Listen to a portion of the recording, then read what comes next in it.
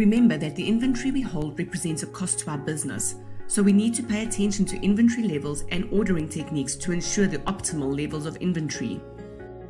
And managing the balance between supply and demand is known as demand management. The difference between sales and demand is that sales imply what is actually sold, whereas demand shows the need for the item. And planning for this demand is about knowing when customers will buy your products or services and at what price. Every aspect of business planning, from raw materials through production, warehousing and distribution, hinges on successfully forecasting this customer demand. Now, sales and operational planning, also known as S&OP, is a methodology used by businesses to ensure that the goods that are required by the customer are produced on time to meet their demand. So it only makes sense that once we know what the client demands are, we can understand how to replenish our inventory. Determining how often to order inventory relies on a number of factors such as the product life cycle, the amount of safety stock held, the shelf life of the product, the value of the product, seasonality and trends, order modifiers, ordering and holding costs, etc. As we know, not all inventory sells at the same rate. We have fast-moving items and very slow-moving items, as well as items somewhere in between. This is where ABC classification, which uses the 80-20 principle, comes in. Here we classify inventory as either A, B or C inventory, depending on their order frequency and value. For example, A items comprise of 20% of SKUs and contribute to 80% of sales. B items comprise of 30% of SKUs and contribute to 15% of sales, while C items comprise 50% of SKUs and contribute to 5% of the sales. Simply put, ABC classification assists us in determining our order policies.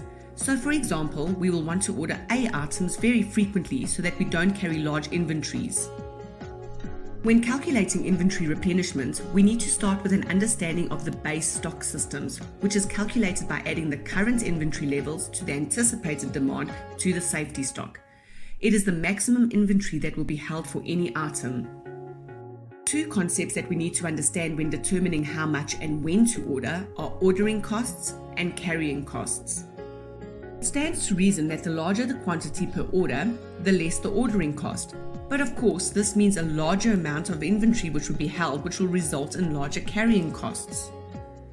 So how do we establish the ideal or most cost-effective balance between ordering frequency and inventory levels? The economic order quantity, EOQ, theory was developed to help us solve just this exact problem. There are some great video links in your practitioner's guide that can further explain the EOQ calculations as well as how to apply them to discounts. With any ordering technique, it is important to remember the rolling schedule concept.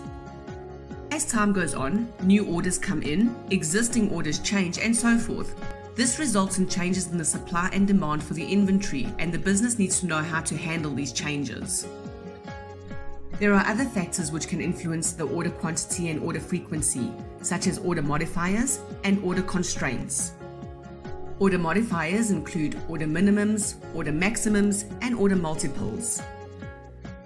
And order constraints include maximum quantity, minimum price, minimum quantity, and so forth.